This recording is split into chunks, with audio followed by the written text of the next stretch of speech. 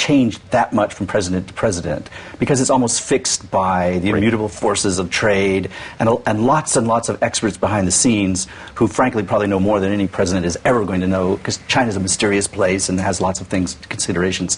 First, let me ask this of Tang Jimeng, you know, some from your students. Is it true that George Bush was, you know, very unpopular among the young people in China or among the Laobaixing, the ordinary people, for exactly the reasons you talked about, being a cowboy? Or was there some, because he did cooperate well with China, right? And he did take things like human rights off the table. They had a good working relationship with China. So how was he perceived? Either one of you, actually. Well, how was he actually hated by the Chinese people or grudgingly respected or what? Well, it's pretty much divided. I think it's a kind of polarization in terms of public perception of President George W. Bush Jr. And on the one hand, he's commendable here in China because, for example, he managed to expand trade. Yes. He expanded to deepen exchanges and also to resolve the military conflicts peacefully. Remember the air collision over the South China Sea. I mean, that was the first one, actually. I mean, China and the United States also almost went to war. I mean, that was already on the brink of war. It was a moment of tension, but it was really.